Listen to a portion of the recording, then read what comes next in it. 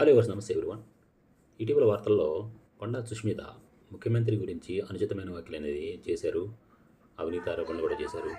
ఒక మంత్రి కూతురై ఉండి తన తల్లి యొక్క బర్త్డే పార్టీలో వివాదాస్పదమైన వ్యాఖ్యలు చేయడం పాటు నియోజకవర్గానికి నేనే ఎమ్మెల్యే అని చెప్పేసి ఆవిడ కూడా ప్రకటించుకున్నారు.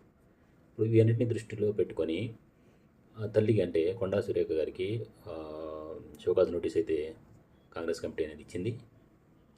దీని ప్రకారం ఇప్పుడు మనం చూస్తే కుటుంబ సభ్యుల వ్యాఖ్యల కారణంగా పార్టీ ఒక మంత్రిని నేరుగా బహిష్కరించే అవకాశం ఉంటుందని చెప్పి చూడాల్సి ఉంటుంది.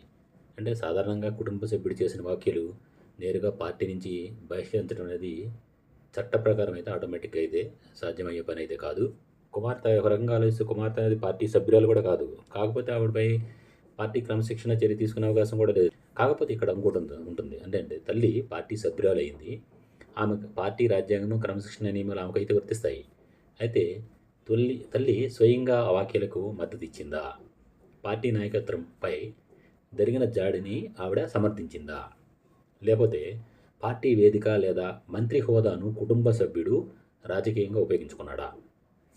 ఆమె పార్టీ వ్యతిరేక కార్యకలాపాలకు సహకరించిందా? ఇట్లాంటి పాయింట్లు అనేది సీక్వెన్స్గా వస్తాయి అన్నమాట. అంటే డైరెక్ట్గా అయితే సంబంధం లేదు, నాకేం సంబంధం లేదు, మా అమ్మాయి చేసిన దానికి అని చెప్పి చెప్పొచ్చు. ఇది సహజ ధర్మానికి ఓకే, ఇది కొంతవరకు వర్తిస్తుంది. కాకపోతే ఇప్పుడు చెప్పిన పాయింట్లన్నీ కూడా వర్తిస్తాయి అన్నమాట. అంటే తను స్వయంగా ఆ వ్యాఖ్యలకు మద్దతు ఇచ్చారా, దాడిని సమర్థించారా, ఇట్లాంటివన్నీ కూడా ఆవిడ సంజాయిషి ఇవ్వాల్సి వస్తుంది. అంతేగాని నా కూతురు నాకు సంబంధం లేదు ఆ వ్యాఖ్యలు అనడానికి కాదనమాట. కూతురు వ్యాఖ్యలను ఖండించాల్సిన అవసరం ఉంటుంది. ఎందుకంటే ఇది బాధ్యతాయుతమైన మంత్రి పదవిని ఉపయోగించుకొని మంత్రి పదవికి సంబంధించిన బర్త్డే పార్టీలో కుటుంబ సభ్యులు అనేవాళ్ళు చేసిన ఇది హెచ్చరిక అనమాట.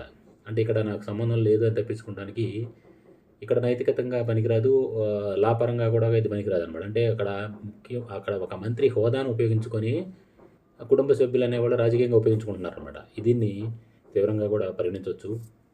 కాకపోతే క్రమశిక్షణ ఏ విధంగా ఏం చేస్తారనేది కుమార్తె మాట్లాడింది కాబట్టి తల్లిని బహిష్కరించాలనేది సహజ న్యాయ సూత్రాలకు విరుద్ధం అనమాట. అదనేది న్యాయపరంగా అయితే అది కరెక్ట్ కాదు. ఇక టీపీసీసీ ఏం తీసుకుంటుంది ఏంటనేది మనం చూడొచ్చు. ఒక టీపీసీసీ షోకాజ్ నోటీస్ అయితే ఇచ్చినట్టుగా చెప్తున్నారు. వివరణ కోరడము, వివరణ పరిశీలించడం, అవసరమైతే తదుపరి చర్య తీసుకోవడము, క్రమశిక్షణ చర్య తీసుకోవడం, ఇట్లా రకరకాల స్టెప్స్ ఉంటాయి. ఇది ఒక రోజులోనో 2 రోజుల్లోనో ఏదైతే కాదు.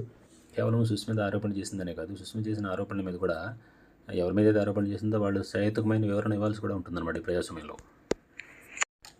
చివరికి అంతా చేసి కొండను తవ్వి ఎలుకను పెట్టినట్టుగా కూడా ఉండొచ్చు. దీని గురించి మీరేమనుకుంటున్నారో మీ కామెంట్ రూపంలో తెలియజేయండి. Thank you.